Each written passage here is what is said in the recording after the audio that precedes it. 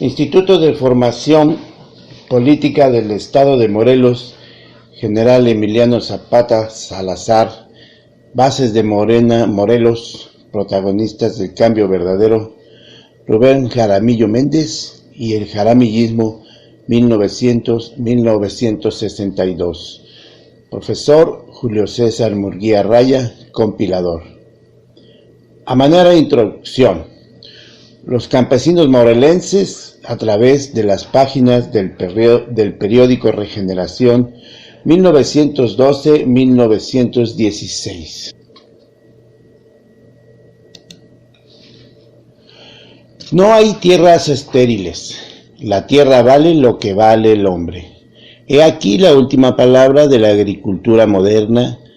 La tierra da lo que se le pide, se trata solamente de pedir con inteligencia. Kropotkin. Emiliano Zapata, jefe del Ejército Liberador del Sur, convocó en 1911 a los campesinos del estado de Morelos a la defensa de la tierra que se encontraba en manos de hacendados y terratenientes, las haciendas e ingenios azucareros morelenses, en manos de unas cuantas familias, eran los más importantes productores de azúcar del país, y los indígenas morelenses los trabajaban por apenas un mísero jornal. Porfirio Díaz, el viejo dictador, había gobernado el país durante más de 30 años bajo la bandera ideológica de Plan de Ayala. Se enfrentaron a las esferas del poder político, retomando el control de tierras y cultivos. La revolución de Emiliano Zapata y el imaginario anarquista. Tierra y libertad. Kropotkin proponía en campos, fábricas y talleres en 1912 una vida productiva y feliz cercana a la tierra, en comunidades autónomas, descentralizadas, donde las personas cooperaran sin competir, reconociéndose una a la otra cara a cara. El lema de Zapata y el Movimiento del Sur, Tierra y Libertad, marca una importante similitud con el ideal anarquista, lo que acercó aún más al Partido Liberal Mexicano. La conjunción de estos dos importantes conceptos anarquistas, tierra, que proclamaba el derecho de los campesinos a poseer y trabajar una porción de tierra que les permitiera cubrir sus necesidades básicas. En México, el principal vocero del anarquismo y el Partido Liberal Mexicano, el periódico Regeneración, dirigido por Ricardo Flores Magón, siguió muy de cerca el movimiento revolucionario, destacando su labor y relevancia como proceso libertador no solo de México, sino inspirador para la emancipación del resto de nuestra América. Periódico Regeneración, dirigido por Ricardo Flores Magón. Plan de Ayala, llamado así porque se elaboró y se proclamó en el pueblo de Ayala, en el estado de Morelos, significó el rompimiento con Francisco I. Madero, a quien el general Emiliano Zapata y el Ejército Liberador del Sur habían apoyado para derrotar al dictador Porfirio Díaz. Sin embargo, una vez que Madero asumió el poder, los zapatistas se sintieron traicionados, ya que el nuevo gobierno no dio pasos para cumplir con las demandas agrarias. El tránsito de la dictadura sangrienta de Díaz a la democracia muy pronto convenció a los campesinos revolucionarios de que no había intención de atacar de raíz las causas que los habían empujado a levantarse en armas. Decidieron entonces seguir la lucha armada bajo este nuevo plan. Rubén Jaramillo resistió y luchó por medio siglo, ya sea como líder campesino, como guerrillero o mediador entre el pueblo y el gobierno, también como educador de los hijos de los campesinos.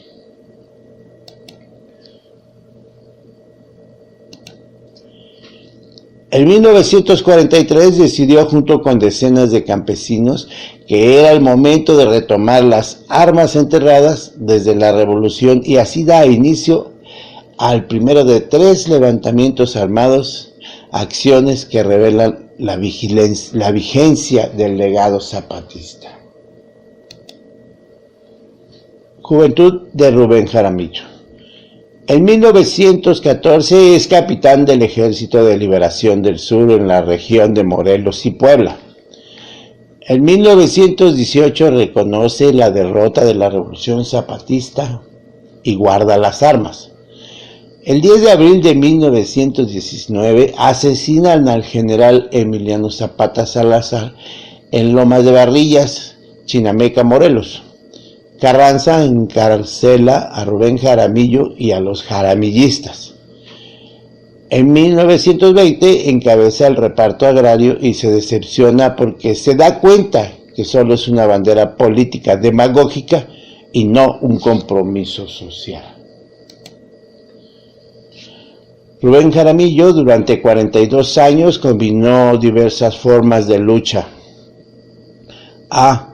La organización de productores rurales, es decir, cooperativas.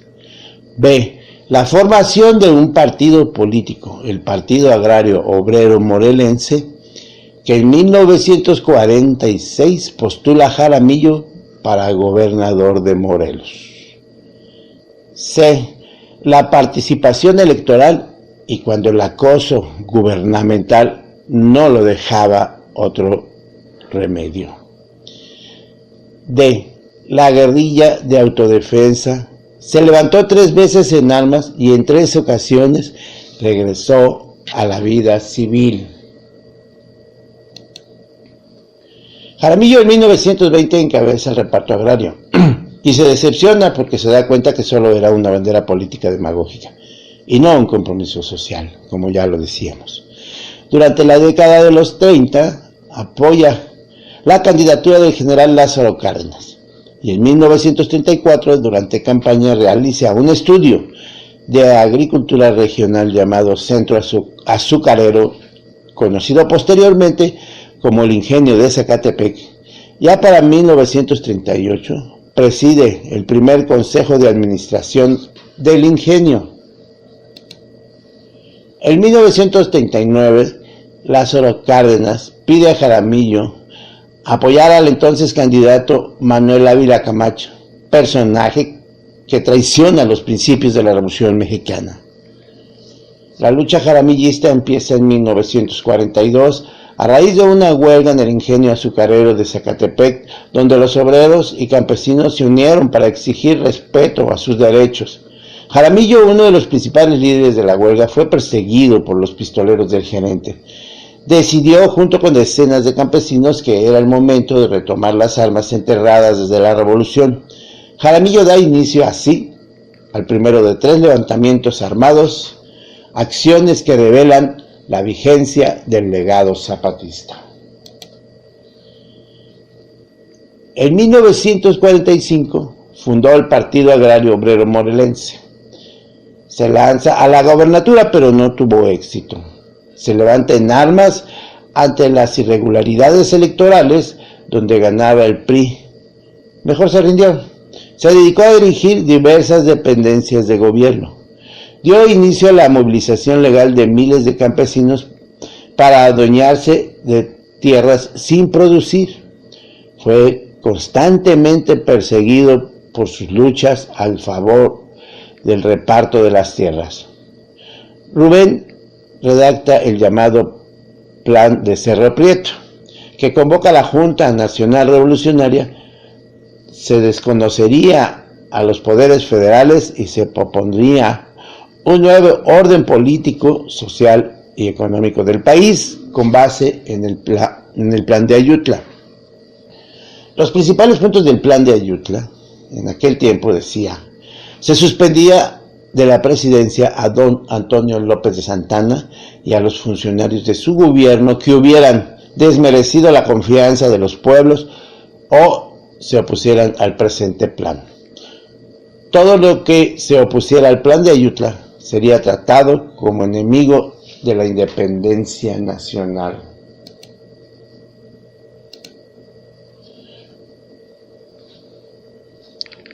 Plan de Cerro Prieto. Este documento contextualiza las injusticias locales dentro de un marco que condenaba tanto el capitalismo como el imperialismo. Este plan es el primer indicio de un proceso de radicalización que se daría a través de sus años de lucha. Una radicalización que iba tomando forma cada vez más que la represión se recrudecía. Este primer levantamiento terminó en 1945, cuando el presidente Manuel Ávila Camacho concede una amnistía a Jaramillo. Los jaramillistas forman entonces el Partido Agrario Obrero Morelense, que en 1946 postula a Jaramillo para gobernador de Morelos. En su campaña, los jaramillistas reclaman un retorno a las reformas cardenistas, sobre todo las que podrían hacer viable la vida campesina. El partido logra grandes movilizaciones, pero con el fraude y una buena dosis de represión, el partido oficial impone a su candidato. Estamos hablando del PRI en sus inicios sangrientos. En su plataforma electoral, los jaramillistas incluían una vasta gama de reformas políticas, económicas y sociales. Se llamaba la protección del ejido, a la defensa de la clase obrera, al reconocimiento del derecho de la mujer. Se hacían extensos llamados sobre reformas educativas que incluían el establecimiento de bibliotecas y de teatros al aire libre. Este programa mínimo del partido era menos radical que el plan de Cerro Prieto, que había podido cumplirse dentro del marco de constitución vigente. No obstante, el PRI no toleró la disidencia y la campaña electoral jaramillista se enfrentaba con lo que ahora es una muy bien conocida práctica de guerra sucia. Tildar al candidato de bandido, movilizar a los sectores oficialistas a través de instituciones como el Congreso Nacional Campesino, fabricar votos y una dosis selectiva pero contundente de represión. Ante la lucha legal de los jaramillistas, el gobierno hacía uso de la fuerza ilegal.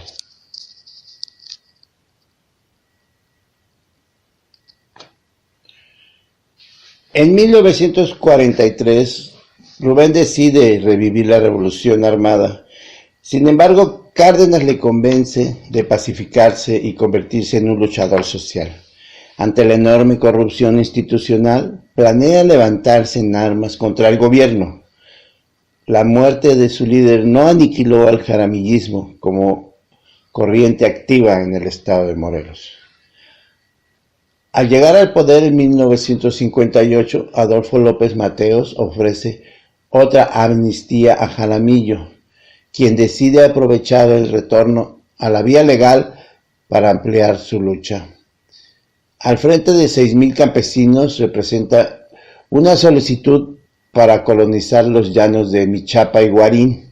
Su proyecto combinaba demandas típicamente agrarias con planes de construir cooperativas para comercializar los productos que ahí se cultivaran. Aunque los jaramillistas reciben inicialmente la aprobación, el Departamento Agrario da marcha atrás, favoreciendo en su lugar un proyecto empresarial. Al llegar al poder en 1958, Adolfo López Mateos ofrece otra amnistía a Jaramillo, quien decide aprovechar el retorno a la vía legal para ampliar su lucha. Al frente de 6,000 campesinos, como ya dijimos, presenta una solicitud para colonizar estos importantes llanos de Michapa y Guarín.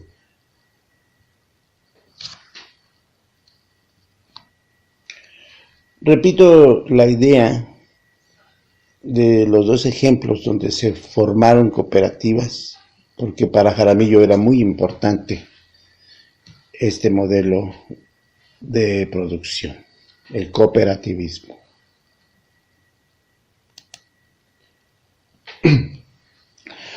Con Rubén, Jaramillo inicia la guerra sucia. Con esta amnistía, Jaramillo intentó otro tipo de movilización pacífica: la gestión de tierras, de llanos en Michapa y Guarín, donde proponía formar un grupo de población agrícola e industrial que incluiría parcelas familiares y pequeña industria. Era para comercializar los cultivos, que ahí se sembrarían después de obtener el permiso del departamento agrario. Los jaramillistas empezaron las obras en estos terrenos. En poco tiempo llegó el ejército a removerlos. El potencial económico de Michapan y Guarín no había pasado desapercibido por un grupo de empresarios que ahora ambicionaba las tierras. Jaramillo considera volver a la clandestinidad, esta vez no solo como medida de autodefensa, sino para asentar las bases de un levantamiento popular. Es en este momento, en 1962, que Jaramillo y su familia son asesinados, una temprana manifestación de la guerra sucia, que en los años 70 atentaría contra aldeas enteras en el estado de Guerrero, si bien su asesinato se convertiría en un símbolo de suerte que corren los grupos que bajan la guardia y confían en la palabra del gobierno. Jaramillo deja también como legado una fértil tradición de lucha. Su figura continuó mostrándose tanto en grupos clandestinos de los años 70 como en las luchas campesinas de los años 80 y acompañaría diversas movilizaciones del Ejército Zapatista de Liberación Nacional. Siguen así apareciendo muertos incómodos que el Estado nunca ha logrado eliminar y que continúan manifestándose con una diversidad de métodos y creatividad de acciones. En 1943, Rubén decide revivir la Revolución Armada. Sin embargo, Cárdenas le convence de pacificarse y convertirse en un luchador social. Ante la enorme corrupción institucional, planea levantarse en armas contra el gobierno. La muerte de su líder, 23 de mayo de 1962, no aniquiló al jaramillismo como corriente activa en el estado de Morelos, en pueblos y comunidades rurales. El ideario del plan de Cerro Prieto, elaborado en 1943, cuando Jaramillo estaba enmontañado, se mantuvo vivo. En una nota del Universal, declara que fue aprendido el conocido rebelde Rubén Jaramillo en Jojutla, Morelos. Con lujo de fuerza, los agentes de policía judicial del estado de Morelos aprendieron hoy al conocido rebelde Rubén Jaramillo, a la esposa de la señora Epifania de Jaramillo, y a un hijo de ambos cuando se encontraban en su residencia en Tlaquiltenango, distrito de Jojutla, en esta entidad.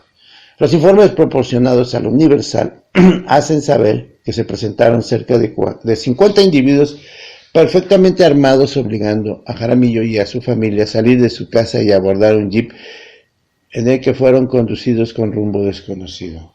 Según se sabe, Jaramillo no trató de hacer resistencia y solamente presentó un amparo que había sido concedido por el juez del distrito de esa ciudad. Ante los cargos que se han formulado al tristemente célebre rebelde, se encuentra el de haber intervenido en la repartición de más de 25,000 hectáreas correspondientes a los llanos de Michapa y Guarines del estado de Morelos. En la zona cañera morelense, los partidarios de Jaramillo comenzaron a inquietarse solicitando informes sobre el paradero tanto en la Policía Judicial del Estado como en la Procuraduría General de la República, sin que en ninguno de estos lugares pudieran proporcionarles datos acerca del rebelde. 10 años después de su asesinato, parte de sus seguidores, que se habían asociado con proyectos políticos de izquierda radical, apoyaron de diversas maneras la lucha del Partido de los Pobres de Lucio Cabañas. Continuaría enarbolando la bandera del jaramillismo el mayor Félix Cerdán. Dice Lucio Cabañas: desgraciados los pueblos donde la juventud no haga temblar al mundo y los estudiantes se mantengan sumisos ante el tirano.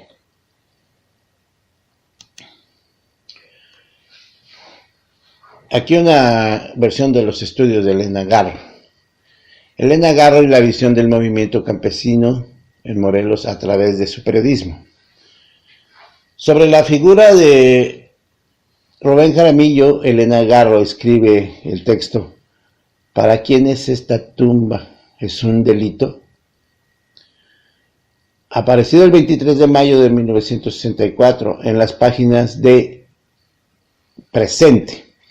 Este texto es una protesta y denuncia en contra de las voces disidentes que se opusieron a que el grupo de amigos de Garro, defensores de la causa campesina, erigiera un mausoleo en memoria de Rubén Jaramillo. La negativa de los adversarios de Jaramillo es sin duda una forma de negarle un lugar en la historia nacional.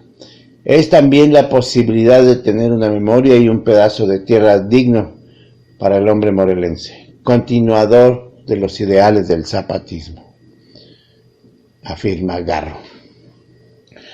Rubén Jaramillo fue una figura entrañable para el movimiento campesino morelense.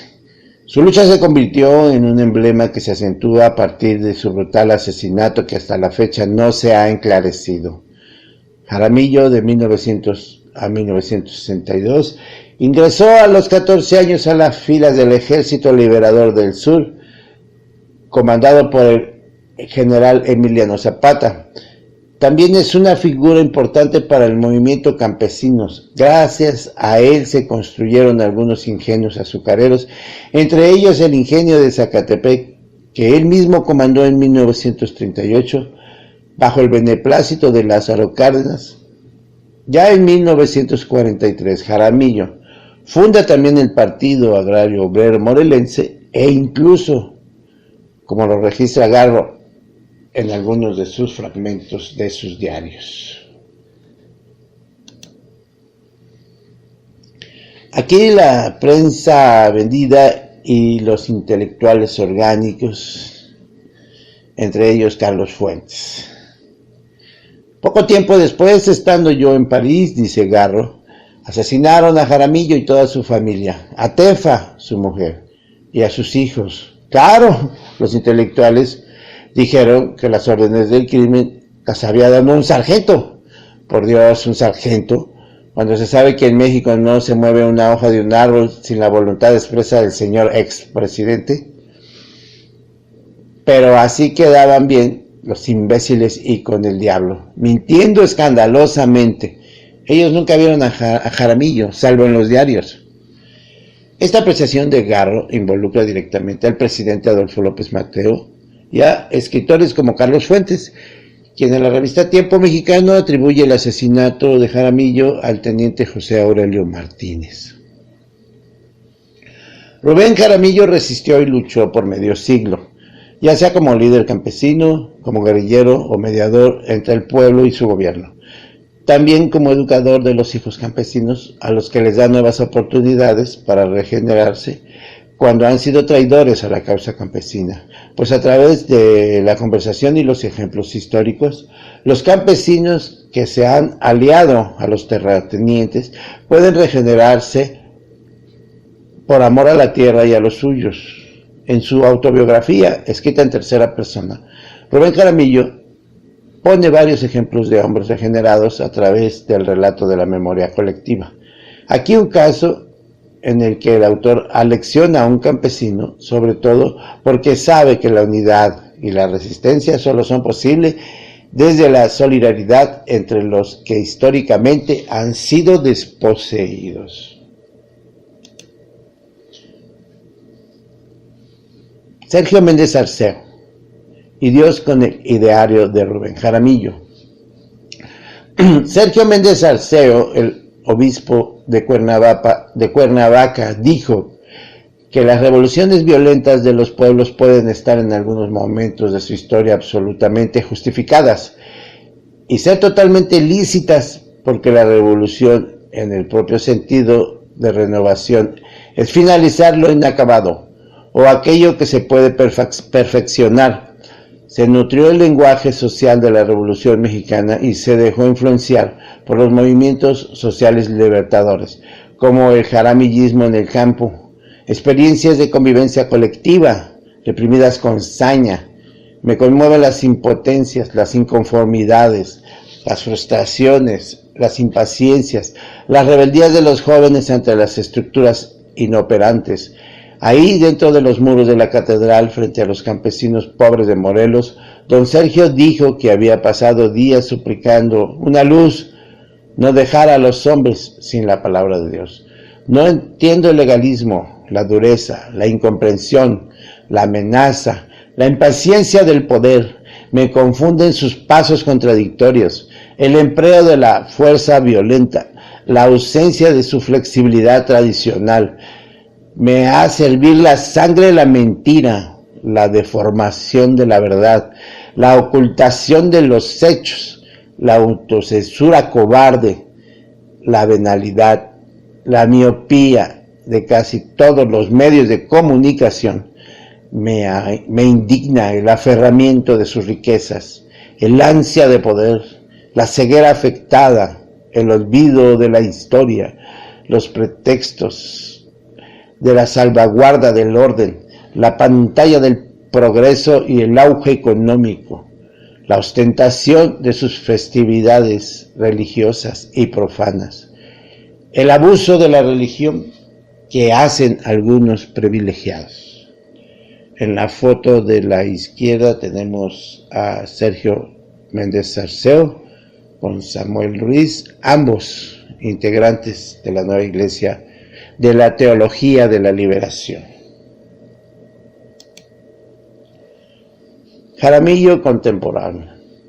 Más recientemente, el pasado 23 de mayo de 2004, durante el 42 aniversario del homicidio de Rubén Jaramillo y su familia, estallaron 3 artefactos explosivos en sucursales bancarias en la ciudad industrial del Valle de Cuernavaca. El ataque fue reivindicado por el comando jaramillista morelense 23 de mayo, que exigió la salida del gobernador del estado, Sergio Estrada Cajigal. Diversas voces cuestionaron la autenticidad del grupo, otras fueron aún más lejos al señalar que podría tratarse de una provocación del gobierno del estado. El hecho de que asesores y dirigentes campesinos pertenecientes al jaramillismo histórico se hayan deslindado del comando es natural. Han sufrido por décadas una persecución que no quieren padecer nuevamente. Están comprometidos con proyectos de transformación social pacíficos, pero ello no implica que el grupo no sea parte de esta corriente política. No hay patentes, ni verdaderos, ni falsos jaramillistas. En las conmemoraciones del asesinato de Jaramillo, que se hacen cada año, se entremezclan viejas y nuevas generaciones. Nunca faltó la presencia de Félix Cerdán Nájera, quien luchó a su lado y activó y cultivó su memoria hasta los 98 años. Cuando muere en 2014, siendo asesor del Ejército Zapatista de Liberación Nacional, ante el desolador paisaje que se presenta en el panorama nacional, es apremiante recordar a quienes no han heredado una rica historia de resistencia, el mejor material para construir futuros caminos. Pero es asesinado vil y cobardemente. Jaramillo fue ultimado con su esposa Epifanía Zúñiga y sus hijos Enrique, Filemón y Ricardo por el gobierno de Adolfo López Mateos. Los bombazos son un síntoma de la persecución existente en una parte de la izquierda radical sobre la situación política del país en vías de acción. El apoyo del gobierno federal a Estrada Cajigal, la cancelación de opciones electorales populares que anuncia el complot contra Andrés Manuel, el desencanto con un PRD carcomido por la corrupción y los pleitos internos, el agotamiento de las expectativas de transformación política basada exclusivamente en la lucha legal y el malestar profundo con las condiciones de vida del México de los de abajo, son hechos que alimentan el horizonte cada vez a más grupos opositores. Sin embargo, ahora en la vida contemporánea y actual, el movimiento de regeneración nacional es la esperanza de México. Aquí tenemos la hemerografía con la que se armó el presente trabajo. Es una compilación de los campesinos morelenses a través de las páginas del periódico Regeneración, de Rubén Jaramillo, de Luis Salmerón y de un artículo de Luis Hernández Navarro publicado el martes 1 de 2004 en el periódico La Jornada. También un artículo de Tanalís Padilla que le llama Rubén Jaramillo el muerto incómodo, y Rubén Jaramillo a 50 años de su muerte. También la visión de Elena Garro y el movimiento campesino en Morelos a través del periodismo de Elena Garro. Y por último, un artículo de Carlos Facio que se titula Méndez Arceo en el 68.